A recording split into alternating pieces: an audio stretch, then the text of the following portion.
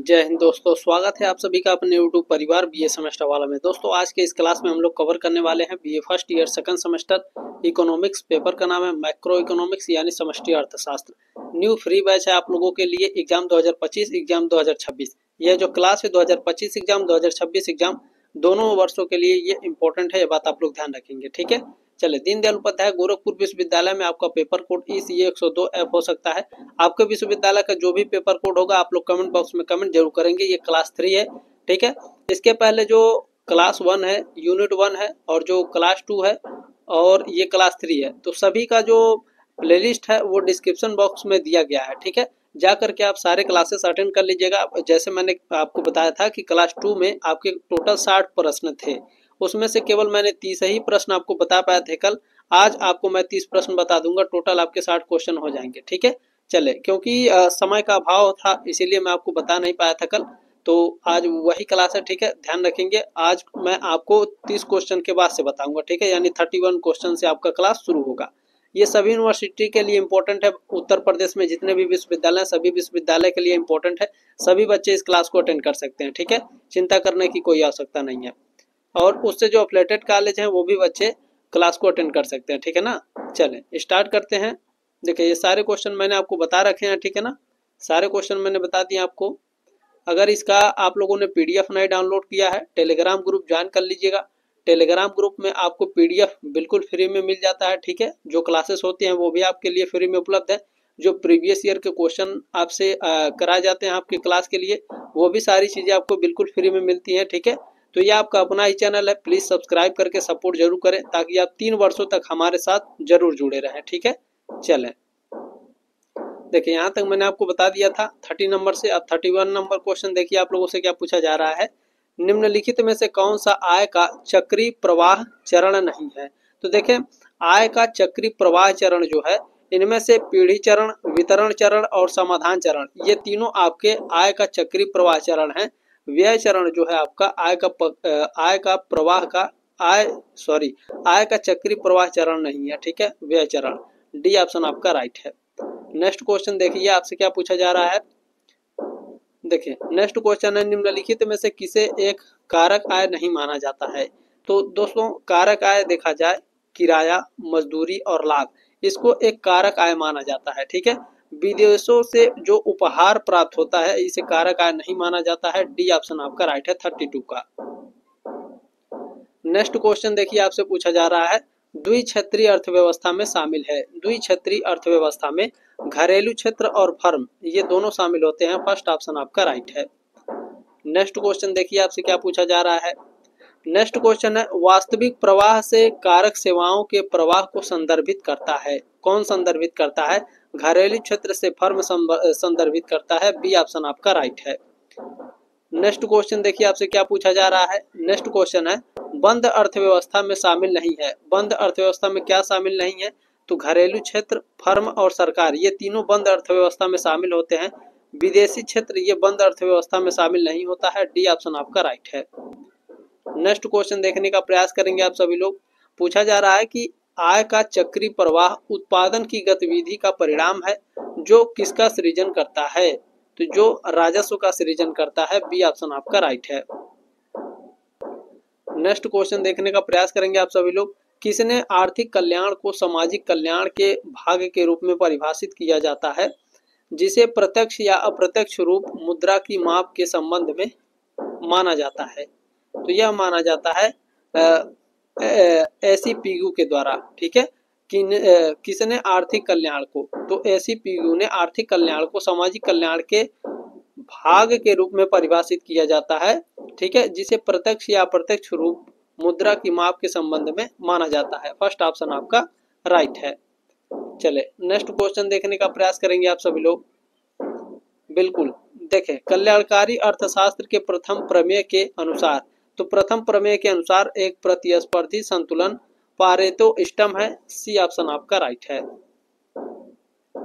Next question आपसे पूछा जा रहा है, पीगू आर्थिक कल्याण एवं राष्ट्रीय आय के अनुसार प्रत्यक्ष संबंध है। ठीक है, पीगू आर्थिक कल्याण एवं राष्ट्रीय आय के जो अनुसार है वो प्रत्यक्ष संबंध है। फर्स्ट ऑप्शन आपका राइट है।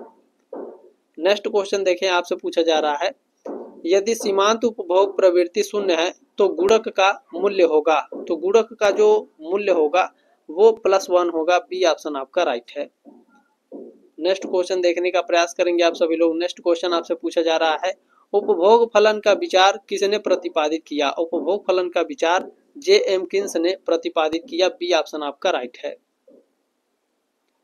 नेक्स्ट क्वेश्चन है कि निम्नलिखित में से कौन वास्तविक निवेश नहीं है? वास्तविक निवेश कौन सा नहीं है? देखें, नवीन पूंजीगत वस्तुओं में निवेश, वस्तुओं के वर्तमान स्टॉक में वृद्धि और सार्वजनिक निर्माण कार्य, ये तीनों आपके वास्तविक निवेश है। जो कंपनी के शेयरों का हस्तांतरण है ये वास्तविक निवेश क्या है? नहीं है। ठीक है, तो सी ऑप्शन आपका करेक्ट है। नेक्स्ट क्वेश्चन देखिए, आपसे पूछा जा रहा है कि ब्याज की दर से सबसे ज्यादा प्रभावित होता है, ब्याज की दर से सबसे ज्यादा प्रभावित सट्टा उद्देश्य के लिए मुद्रा की मांग। फर्स्ट ऑप्शन आपका राइट है। नेक्स्ट क्वेश्चन देखिए, आपसे क्या पूछा जा रहा है। नेक्स्ट क्वेश्चन है, ब्याज का मौद्रिक सिद्धांत क्या है? ब्याज का मौद्रिक सिद्धांत तरलता पसंदगी सिद्धांत है। सी ऑप्शन आपका राइट है। ध्यान से देखने का प्रयास करेंगे। देखें, तरलता पसंदगी सिद्धांत, लिक्विडिटी प्रेफरेंस थ्योरी, जो अर्थशास्त्र थ्योरी को अर्थशास्त्री जॉन मेनार्ड किन्स ने प्रतिपादित किया था। ठीक है, तरलता पसंदगी सिद्धांत को किसने प्रतिपादित किया था? ये आपके एग्जाम में पूछ चुका है जब आपका ईयरली एग्जाम होता था। ठीक है ना, तो जॉन मेनार्ड किन्स ने प्रतिपादित किया है लिक्विडिटी प्रेफरेंस थ्योरी को। ठीक है, यह सिद्धांत बताता है कि लोग अपने धन को, ठीक है, जो लोग हैं अपने धन को तरल रूप में क्यों रखना पसंद करते हैं और यह तरलता की मांग कैसे ब्याज की दर को प्रभावित करती है। यह एक मौद्रिक सिद्धांत है क्योंकि इसमें मुद्रा की आपूर्ति और मांग के आधार पर ब्याज का निर्धारण किया जाता है। नेक्स्ट क्वेश्चन देखिए, पूछा जा रहा है, LM वक्र किन दो कारकों को मिलाकर खींचा जाता है? LM वक्र ब्याज दर एवं आय को मिलाकर खींचा जाता है। सी ऑप्शन आपका राइट है 45 का। नेक्स्ट क्वेश्चन देखिए, आपसे पूछा जा रहा है, IS वक्र का ढाल होता है। IS वक्र का ढाल जो है होता है दोस्तों, ये बाएं से दाएं नीचे की ओर होता है। फर्स्ट ऑप्शन आपका राइट है। नेक्स्ट क्वेश्चन देखिए, आपसे पूछा गया है, जब सरकार के व्यय में वृद्धि होती है तब वक्र, जब सरकार के व्यय में वृद्धि होगी तब जो वक्र होगा वो दाईं ओर खिसक जाता है। बी ऑप्शन आपका राइट है। नेक्स्ट क्वेश्चन आपसे पूछा गया है, मुद्रा स्फीति काल में मुद्रा का मूल्य तथा वस्तु मूल्य, ये दोनों क्या होंगे? ये दोनों विपरीत दिशा में परिवर्तित होंगे। बी ऑप्शन आपका राइट है। नेक्स्ट क्वेश्चन देखिए, आपसे पूछा गया है 49 नंबर, लेखांकन के क्षेत्र में उपयोग किया जाने वाला एक शब्द है जो पर्यावरण एवं प्राकृतिक संसाधनों के लेखांकन को मापता है, जो फर्म एवं उसके संसाधनों की प्रकृति व पर्यावरणीय संपत्तियों को शामिल करता है। तो यह हरित लेखांकन है। बी ऑप्शन आपका राइट है। नेक्स्ट क्वेश्चन देखिए, आप सभी से पूछा गया है, इनमें से किसे हरित लेखांकन कहा जाता है? तो जो आपके पर्यावरणीय लेखांकन है इसे हरित लेखांकन कहा जाता है। सी ऑप्शन आपका राइट है।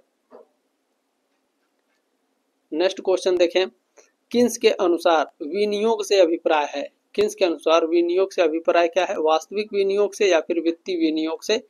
बिल्कुल 51 का ऑप्शन नंबर सी करेक्ट है, दोनों से। सी ऑप्शन आपका राइट है। चलें, नेक्स्ट क्वेश्चन आपसे पूछा गया है, विनियोग संबंधी निर्णय निर्भर करता है, किस पर निर्भर करता है? तो पूंजी की सीमांत उत्पादकता पर और ब्याज की दर पर। ये क्वेश्चन मैंने करा रखे हैं। सी ऑप्शन आपका राइट है। ठीक है, चले कोई दिक्कत नहीं, एक बार और आप लोग देख लेंगे इसे। निम्नलिखित में से वास्तविक विनियोग का उदाहरण है, वास्तविक विनियोग का उदाहरण है नई मशीन खरीदना। डी ऑप्शन आपका राइट है। नेक्स्ट क्वेश्चन है, यदि जो एमपीसी है और एमपीएस है ये दोनों प्लस है तो इसमें सदैव बराबर होगा। तो ये सदैव जो बराबर होगा ये 1 के बराबर होगा। जो एमपीसी है और एमपीएस है ये सदैव 1 के बराबर होते हैं यदि प्लस है तो। ठीक है, सी ऑप्शन आपका राइट है। चलिए नेक्स्ट क्वेश्चन देखें आप सभी लोग। पूछा गया है, आईएस वक्र किसका संतुलन दर्शाता है? तो यह आपका वस्तु बाजार का संतुलन दर्शाता है। बी ऑप्शन आपका राइट है। नेक्स्ट क्वेश्चन देखें।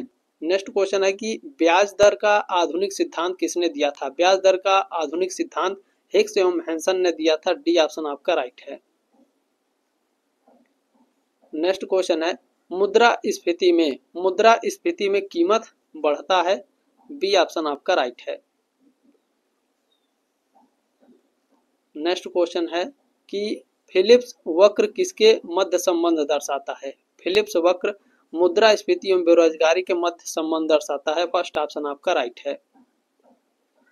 नेक्स्ट क्वेश्चन है कि समष्टि अर्थशास्त्र की अवधारणा किसने दी? समष्टि अर्थशास्त्र की अवधारणा रेगनर फ्रिश ने दी है। फर्स्ट ऑप्शन आपका राइट है इसमें 59 का। आपने जो प्यार और सपोर्ट दिया है इसके लिए बहुत बहुत धन्यवाद। इसी तरह से आप लोग अपना प्यार और सपोर्ट बनाए रखें, ठीक है। देखिए, general theory of income and employment किसने लिखी? ये जो बुक है, ठीक है, general theory of income and employment, ये जो बुक है किसने लिखा भैया? बिल्कुल जेम किन्स ने लिखा है। अच्छा, इसका प्रकाशन वर्ष पूछता है क्या? प्रकाशन पूछता है कि इसका प्रकाशन कब हुआ था, तो ये भी आपको याद रखना है 1936 1936 में आपका general theory of income and employment का प्रकाशन हुआ था। क्लास कैसा लगा कमेंट के माध्यम से जरूर बताइएगा। जल्दी मिलेंगे आपके नेक्स्ट क्लास में, तब तक के लिए जय हिंद, वंदे मातरम।